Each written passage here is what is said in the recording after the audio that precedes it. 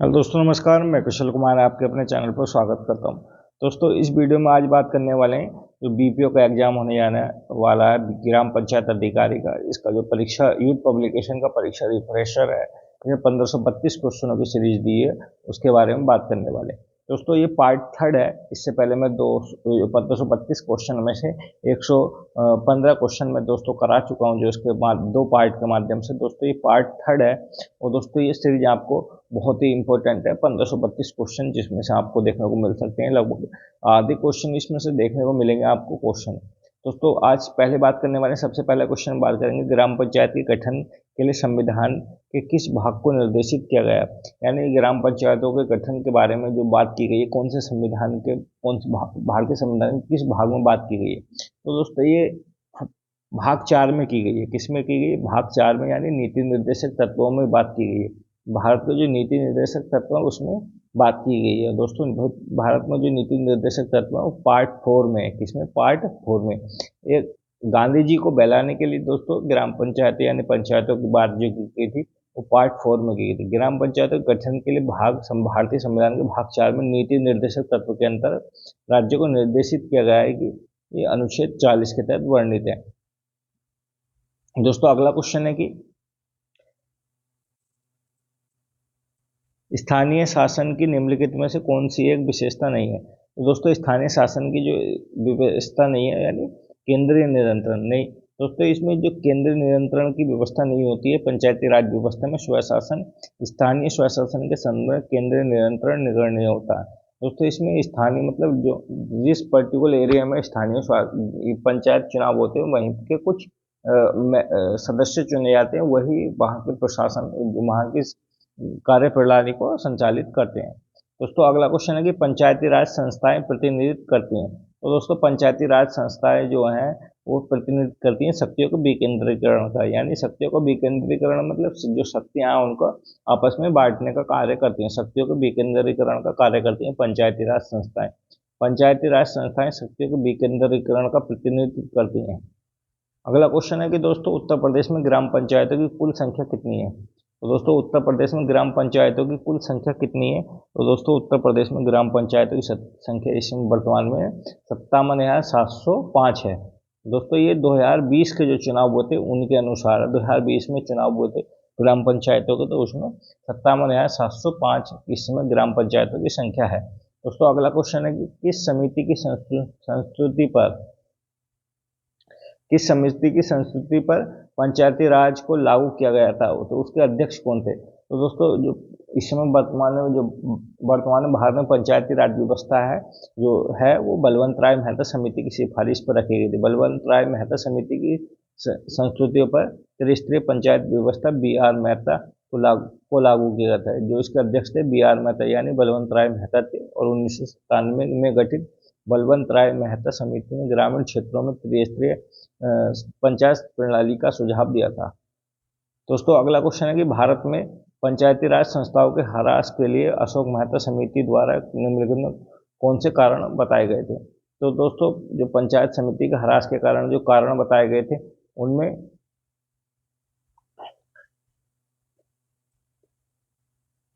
उनमें दोस्तों ये कारण बताए गए थे। एक तो अधिकारी तंत्र की भूमिका। दोस्तों, अधिकारियों ने बिल्कुल भी इंटरेस्ट नहीं दिखाया था पंचायती राज व्यवस्था को बढ़ाने के लिए 1977 में। उसके दूसरा कारण था पंचायत राजनीतिक इच्छा शक्ति नहीं थी। दोस्तों, ये भी क्वेश्चन सही है कि उस समय पंचायती राज व्यवस्था में राजनीतिक कोई इच्छा नहीं थी। दूसरा कि सत्य प्रत्यापन यानी जो कम्युनिकेशन की बिल्कुल स्पष्टता थी। दोस्तों, लोगों के बीच में जागरूकता नहीं थी पंचायती राज व्यवस्था के लिए। कि जो फोर्थ जो है लिंग समानता का अभाव, ये बात दोस्तों पंचायती राज व्यवस्था से कहीं तक भी मेल नहीं खाती। दोस्तों, अगला क्वेश्चन है कि अशोक मेहता समिति ने पंचायती राज व्यवस्था के लिए किस प्रतिमान की संस्तुति की थी। तो दोस्तों, डॉक्टर अशोक मेहता समिति ने जो 1977 ईस्वी में बनी थी, दोस्तों 1977 ईस्वी में बनी थी, उसमें दो स्तरीय पंचायत समिति की बात की थी। 1977 में बनी थी दोस्तों, उसमें मोरारजी देसाई की सरकार थी। उन्होंने अशोक मेहता समिति में गठित की थी, जिसने 132 सिफारिशें की थी, कितनी, अशोक मेहता समिति ने कितनी सिफारिशें की थी, ये काफ़ी इंपॉर्टेंट चीज़ है दोस्तों। 132 सिफारिशें की थी अशोक मेहता समिति ने दोस्तों। उस समय सरकार थी मोरारजी देसाई की 1977 में, लेकिन दोस्तों मोरारजी देसाई की सरकार गिरने के कारण ये सिफारिशें लागू नहीं हो पाई थी। दोस्तों अगला क्वेश्चन है कि भारत में मंडल पंचायत की संस्कृति की गई थी। तो दोस्तों भारत में जो मंडल पंचायत की संस्कृति की थी वो डॉक्टर अशोक मेहता ही द्वारा की गई थी। दोस्तों अशोक मेहता द्वारा दो तरीके की पंचायती राज व्यवस्था की बात की गई थी, दो तरीके की पंचायती बात की गई थी। एक तो जिला परिषद की बात की गई थी, जिला परिषद की, फिर इन्होंने बात की थी मंडल की। दोस्तों इन्होंने जिला मंडल की बात की थी। इन्होंने ग्राम पंचायत, क्षेत्र पंचायत और ग्राम पंचायत को हटा दिया था। दोस्तों अगला क्वेश्चन है कि निम्नलिखित में से कौन सी समिति पंचायती राज व्यवस्था से संबंधित नहीं है। तो दोस्तों इसमें जो समिति शामिल नहीं है जो पंचायती राज व्यवस्था से, वो दिनेश गोस्वामी वाली समिति शामिल नहीं है। दिनेश गोस्वामी की समिति दोस्तों का गठन चुनाव सुधार के लिए हुआ था, यानी पंचायती राज व्यवस्था से संबंधित नहीं है। जो चुनाव होते हैं उससे संबंधित चुनाव के सुधार के लिए दिनेश गोस्वामी की समिति का गठन किया गया था। दोस्तों ये जितनी भी समितियां हैं ये सबसे इम्पोर्टेंट है, इन्हीं में से एक न एक समिति किसी हर एग्जाम में पूछी जाती है। यूपीपीसीएस में तो दोस्तों ये मैचिंग में काफ़ी बार पूछी जाती हैं। जैसे कि अशोक मेहता समिति का गठन कब किया था, तो 1997 ईस्वी में। डॉक्टर अशोक मेहता समिति 1977 में, जीवी के राव समिति 1985 में, एल.एन. सिंघवी समिति 1986 में, पी.के. थुंगन समिति 1988 में, फिर आई थी सादिक अली समिति 1964 ईस्वी में। दोस्तों सादिक अली समिति जो थी राजस्थान सरकार ने गठन किया था इसका। सादिक अली समिति जो बनाई थी वो राजस्थान सरकार ने बनाई थी। और ये ऊपर की जितनी भी ये समितियां हैं, बलवंत राय मेहता समिति, अशोक मेहता समिति, जीवी के राव समिति और एल.एन. सिंघवी समिति, पी.के. थुंगन समिति, ये बनाई थी सेंटर ने यानी केंद्र सरकार ने। जबकि सादिक अली समिति जो बनाई थी 1964 ईस्वी में राजस्थान सरकार ने बनाई थी। दोस्तों अगला क्वेश्चन है कि पंचायती राज के निम्नलिखित समितियों पर विचार कीजिए, इनके कार्यक्रम की, यानी मैचिंग करनी है इनके कार्यक्रम के अनुसार। यानी अशोक मेहता समिति 1977 में, फिर एल.एन. सिंघवी समिति 1986 में, कब बनाई थी 1986 में। Doctor B R. मेहता यानी अशोक मेहता समिति 1997 में, फिर जीवी के राव समिति 1985 में। तो दोस्तों इसका बी ऑप्शन सही है, यानी बी.आर. मेहता 1997 में, अशोक मेहता समिति 1977 में, जीवी के राव 1985 में, एल.एन. सिंघवी 1986 में। दोस्तों ये मैंने अभी ऊपर बताया था कि ये समितियां बहुत इंपॉर्टेंट है, ये वाली समितियां सबसे ज़्यादा इंपॉर्टेंट है, हर एग्जाम में पूछी जाती हैं। और इससे देखो अगला ही क्वेश्चन इसके समितियों से संबंधित था। दोस्तों अगला क्वेश्चन है कि निम्नलिखित में से कौन सी सिफारिश, निम्नलिखित में से कौन सी एल.एन. सिंघवी समिति की सिफारिश की थी। यानी एल.एन. सिंघवी जो व्यक्ति थे उन्होंने की सिफारिश की थी। तो दोस्तों इन्होंने सभी की सिफारिश की थी। गांव के एक समूह के लिए न्याय पंचायतें बनाने की व्यवस्था की बात की थी। यानी एल.एन. सिंघवी समिति ने बात की थी गांव के लिए एक न्याय पंचायत बनाने की बात की थी। इन्होंने दोस्तों 4 से 5 गांवों के लिए एक न्याय पंचायत बनाने की बात की थी। दूसरी बात की थी इन्होंने सबसे पहले जो पंचायत व्यवस्था है इनको संवैधानिक दर्जा देने की बात जो की थी, संवैधानिक मान्यता देने की बात किसने की थी, तो दोस्तों एल.एन. सिंघवी समिति द्वारा ही बात की गई थी। पंचायती राज व्यवस्था को संविधान में जगह देने की बात की गई थी।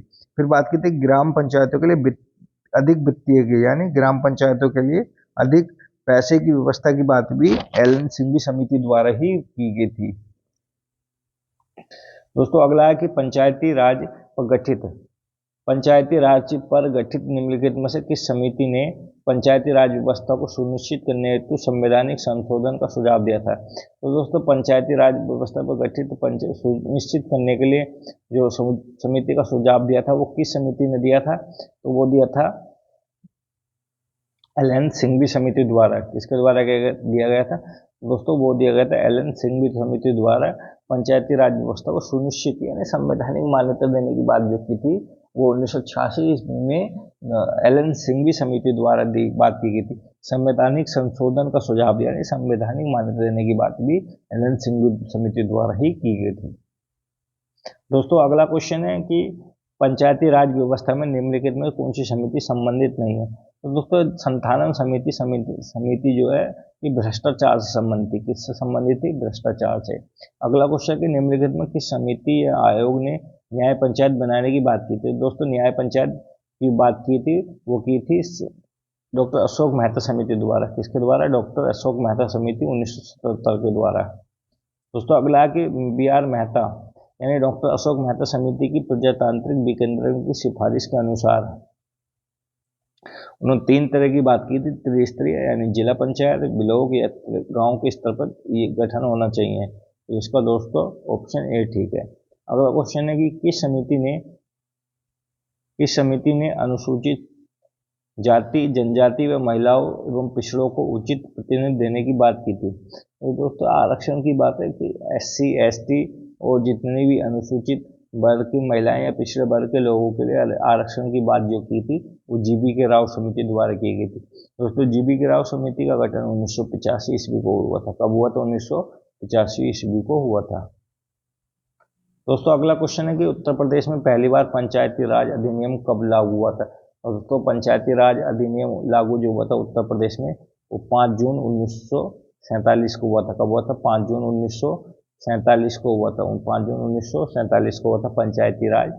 जो पहली बार जो लागू हुआ था वो 5 जून 1947 को हुआ था। दोस्तों अगला क्वेश्चन है कि उत्तर प्रदेश अधिनियम 1947 की मुख्य विशेषता क्या थी? तो दोस्तों उत्तर प्रदेश अधिनियम जो 1947 था उसकी सबसे मुख्य विशेषता क्या थी? तो दोस्तों ये था कि ग्राम पंचायत की स्थापना। दूसरा है कि ग्राम सभा की स्थापना पहला था। दूसरा इसका उपाय था ग्राम पंचायतों की स्थापना। तो दोस्तों इसने ग्राम पंचायतों की स्थापना की बात की थी, ग्राम सभा की भी बात की थी। अगला कि इसने पंचायतों की अवधि की बात की थी। हाँ दोस्तों इसने पंचायतों की अवधि की भी बात की थी। आरक्षण की बात 1947 के पंचायती या उत्तर प्रदेश अधिनियम में बात नहीं की थी। उत्तर प्रदेश के जो अधिनियम था उसमें बात नहीं की गई थी आरक्षण के लिए। दोस्तों महिलाओं के लिए बात की गई थी, ग्राम सभा की स्थापना की बात की गई थी, पंचायतों की भी पंचायत अवधि और प्रधान का कार्यकाल और महिलाओं के लिए आरक्षण की बात की गई थी। दोस्तों अगला क्वेश्चन है कि बलवंत राय मेहता समिति किससे संबंधित है? तो दोस्तों बलवंत राय मेहता समिति पंचायती राज व्यवस्था से संबंधित है। किससे? पंचायती राज व्यवस्था से संबंधित है। अगला क्वेश्चन है कि उत्तर प्रदेश पंचायती राज अधिनियम 1961 विधानसभा द्वारा कब पारित हुआ था? तो दोस्तों पंचायती राज अधिनियम 1961 जो था विधानसभा द्वारा कब पारित हुआ था? तो दोस्तों 19 मई 1961 को। कब पारित हुआ था? 19 मई 1961 को पारित हुआ था। 1961 को जो उत्तर प्रदेश पंचायती राज अधिनियम था वो 19 मई 1961 को पारित हुआ था यानी स्वीकार हुआ था। अगला क्वेश्चन है कि उत्तर प्रदेश पंचायती राज अधिनियम। दोस्तों उत्तर प्रदेश पंचायती राज अधिनियम 1947 के अंतर्गत ग्राम सभा का तात्पर्य क्या है? तो दोस्तों यह है कि इसके ग्राम पंचायत का जो है ग्राम पंचायत में निवास करने वाले वयस्क एवं स्त्री निकाय। तो दोस्तों ये भी गलत है।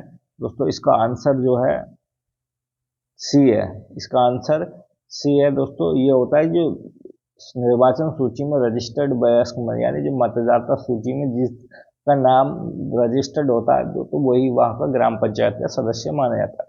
दोस्तों उत्तर प्रदेश में पंचायती राज अधिनियम जो पारित हुए थे वो 3 पारित हुए थे। अब तक 3 पारित हो चुके हैं। एक 1947 में 1947 का अधिनियम था, फिर 1961 का, फिर 1994 का। दोस्तों 1994 का। तो पंचायती राज से संबंधित उत्तर प्रदेश में अभी तक 3 नियम पारित हुए हैं, 1947, 1961, 1994। दोस्तों अगला क्वेश्चन है कि उत्तर प्रदेश पंचायती राज अधिनियम 1947 की किस धारा में ग्राम सभा को परिभाषित किया गया था? तो ग्राम सभा को जो परिभाषित किया गया था 1947 का जो पंचायती राज अधिनियम था उसमें धारा कौन सी थी? तो दोस्तों ये धारा 2 थी और उसका भाग था 6 भाग था। यानी उत्तर प्रदेश पंचायती अधिनियम धारा 2(6) में ग्राम सभा की परिभाषा दी गई थी। अगला क्वेश्चन है कि उत्तर प्रदेश ग्राम पंचायत अधिनियम 1947 की किस धारा में ग्राम पंचायत को परिभाषित किया गया था? तो दोस्तों ग्राम सभा को जो वर्णित किया गया था 1947 की जो पंचायती राज अधिनियम था, ग्राम सभा को भाग 2 में के 6 में, भाग 2 के 6 में ग्राम सभा को। तो दोस्तों ये था इसका आंसर ग्राम सभा का जो है। अब आई थी ग्राम पंचायत, तो ग्राम पंचायत को जो परिभाषित किया गया दो धारा 2 में, और उसका भाग है एच, कितना एच, तो भाग 2 एच में ग्राम पंचायत को, ग्राम सभा को धारा 2 6 में। अगली बात करते हैं दोस्तों, उत्तर प्रदेश का जो पंचायती राज अधिनियम 1947 की धारा 15 में ग्राम सभा के कार्य का निर्धारण करती है। तो दोस्तों ऐसे कौन कौन से कार्य हैं? दोस्तों ये कार्य है कि कृषि एवं कृषि को बढ़ावा देने वाले विकास करना, ये धारा 15 का कार्य है। दोस्तों अगला कि मैदानी और कृषि चारागाहों का विकास करना, ये भी धारा 15 का कार्य है। अगला है कि कृषि भूमि विकास में सरकार की सहायता न करना, ये गलत है दोस्तों, सहायता करना जरूरी है। अगला क्वेश्चन है कि दोस्तों लघु सिंचाई परियोजना में जल वितरण का प्रबंधन करना ग्राम पंचायत का कार्य है, ये भी सही है दोस्तों। तो इसमें 3 ऑप्शन सही है, 5वां भी गलत है दोस्तों, तो इसमें ऑप्शन सी सही होगा दोस्तों। अगला कि पंचायती राज, अगला क्वेश्चन है कि उत्तर प्रदेश पंचायती राज अधिनियम 1947 की किस धारा में भूमि प्रबंधन की समिति की परिभाषा दी गई? दोस्तों उत्तर प्रदेश पंचायती राज अधिनियम 1947 में भूमि की बात की गई है, वो धारा 2 भय में बात की गई। उत्तर प्रदेश पंचायती राज अधिनियम धारा 2 भय में भूमि प्रबंधन की बात की गई है दोस्तों। जो उत्तर प्रदेश पंचायती राज अधिनियम 1947 है उसमें 119 धाराओं की बात की गई है, कितनी? 119 धाराओं की बात की गई है दोस्तों। अगला क्वेश्चन है कि 42वां क्वेश्चन है कि उत्तर प्रदेश पंचायती राज अधिनियम की किस धारा में मत देने का अधिकार यानी वोट देने के अधिकार की बात की गई? तो कौन सी धारा है? तो दोस्तों ये जो धारा है उत्तर प्रदेश पंचायती अधिनियम की धारा 9K में वोट देने की बात की गई जो धारा है। अगला क्वेश्चन है कि जब ग्राम सभा के कुल सदस्य के 1/5 सदस्यों की मांग ऐसे बैठक बुलाने का प्रस्ताव पारित किया जाता है तो कितने दिन के अंदर उपयुक्त बैठक बुलाई जाएगी? तो दोस्तों 30 दिन के अंदर, यानी किसी जब पंचायत की जब बैठक होती है तो उसका 1/5 सदस्य ऐसी मांग करते हैं कि बैठक का प्रस्ताव पारित करना है, तो कितने दिन के अंदर बैठक बुलाई जाने की आवश्यकता होती है? यानी 30 दिन के अंदर। अगला क्वेश्चन है कि पंचायती राज अधिनियम 1947 का निकाय का नियम 32 के अंतर्गत ग्राम सभा की बैठक के नोटिस दिया जाता है, तो यानी ग्राम सभा की जो बैठक करानी है तो उसका नोटिस जो दिया जाएगा 15 दिन पहले दिया जाएगा। उत्तर प्रदेश पंचायती राज अधिनियम 1947 का नियम 32 के अंतर्गत ग्राम सभा की बैठक के नोटिस बैठक की तारीख से 15 दिन पूर्व दिया जाएगा। अगला क्वेश्चन है कि दोस्तों अशोक मेहता समिति ने कुल कितनी सिफारिशें की थी? दोस्तों ये मैंने पीछे भी बताया था कि डॉक्टर अशोक मेहता समिति 1977 वाली जो समिति थी तो उसने 132 सिफारिशें की थी, कितनी? 132 सिफारिशें की थी। डॉक्टर मोरारजी देसाई प्रधानमंत्री थे दोस्तों उस समय। दोस्तों ये सिफारिशें सरकार गिरने की वजह से लागू नहीं हो पाई थी। अशोक मेहता समिति ने 132 सिफारिशें की थी। अशोक मेहता समिति का गठन जनता पार्टी द्वारा दिसंबर 1977 में डॉक्टर अशोक मेहता की समिति के अध्यक्षता में किया गया था। अगला क्वेश्चन है कि त्रिस्तरीय पंचायती राज को द्विस्तरीय पद्धति में बदलने का प्रस्ताव कब और किस दिशा ने दिया था? तो दोस्तों त्रिस्तरीय पंचायती राज व्यवस्था को 2 स्तरीय में बदलने की बात किसने की थी? तो दोस्तों अशोक मेहता समिति द्वारा की गई थी। बलवंत राय मेहता समिति द्वारा 3 की बात की गई थी, अशोक मेहता समिति द्वारा 2 की बात की गई थी दोस्तों। अगला कि किस पंचायती राज अधिनियम समिति ने पंचायती राज की निष्क्रियता के कारण से बिना जड़ की घास की थी? दोस्तों ये बहुत ही प्रसिद्ध कोटेशन है, बिना जड़ की घास। तो दोस्तों ये बात की थी जीवी के राव समिति ने, बिना जड़ की घास की बात की थी, बिना जड़ की घास किसे कहा था? तो पंचायती राज व्यवस्था को कहा था और किसने कहा था? जीवी के राव समिति ने, जीवी के ने बात की थी। उस समिति का गठन 1985 ईस्वी को किया गया था। तो दोस्तों ये बहुत प्रसिद्ध कोटेशन है, बिना जड़ की घास, और इसकी बात की थी जीवी के राव ने 1985 ईस्वी में। अगला क्वेश्चन है किस समिति ने पंचायती राज संस्थाओं को संवैधानिक मान्यता देने की बात की थी? तो संवैधानिक मान्यता देने की बात किसने की थी? तो दोस्तों ये एलन सिंघवी समिति द्वारा की गई थी। किसके द्वारा? 1986 में, 1986 ईस्वी में एलन सिंघवी समिति द्वारा संवैधानिक मान्यता देने की बात की गई थी। दोस्तों अगले क्वेश्चन है कि किस एलन सिंघवी समिति का गठन किस वर्ष किया गया था? कितनी बार बताया होगा दोस्तों? 1986 ईस्वी में किया गया था। अगला क्वेश्चन है कि एलन सिंघवी समिति के पश्चात किस समिति ने पंचायतों को संवैधानिक मान्यता देने की बात की थी? तो दोस्तों एलन सिंघवी समिति के बाद डायरेक्ट जो गठित हुई है समिति जो गठित हुई है उसका नाम पी के थुंगन समिति। दोस्तों पी के थुंगन समिति गठित हुई थी, लेकिन जो दोस्तों इसके जो ये पूछा गया कि किस समिति द्वारा बाद में जो बात की गई थी वो पी के थुंगन समिति 1988 में गठित हुई थी। इसने भी पंचायतों को यानी संवैधानिक दर्जा देने की बात की थी। दोस्तों अंतिम क्वेश्चन है आज का, जो किस समिति की सिफारिश ने की थी? किस समिति ने सिफारिश की थी कि जिला परिषद का अध्यक्ष जिला अधिकारी होना चाहिए? तो दोस्तों ये जिला परिषद का अध्यक्ष जो जिला अधिकारी बनाने की बात किसने की थी? तो बी आर मेहता यानी अशोक मेहता समिति द्वारा बात की थी। बलवंत राय मेहता समिति ने सिफारिश किया था कि जिला परिषद का अध्यक्ष जिला अधिकारी होना चाहिए। इसका गठन 1997 में किया गया था। तो दोस्तों ये थे पार्ट 3, जिसमें बीपीओ के लिए पार्ट 3, इसमें अपन क्वेश्चन कर चुके हैं। ये पार्ट 3 है और दोस्तों इसमें अपन क्वेश्चन कर चुके हैं 150। अगले क्वेश्चन की बात करेंगे 150 में 192 से। दोस्तों 1532 क्वेश्चन की सीरीज है। इसके लिए मैं आपसे 25 क्लासों के लगभग करा दूंगा। और दोस्तों ये क्वेश्चन सभी इंपॉर्टेंट है और एग्जाम में आने की पूरी संभावना बनती है। दोस्तों एग्जाम में इससे रिलेटेड लैंग्वेज बदल के क्वेश्चन यहीं से आने वाले हैं सारे। दोस्तों वीडियो अच्छी लगी तो वीडियो जरूर लाइक करना, चैनल को सब्सक्राइब करना। धन्यवाद।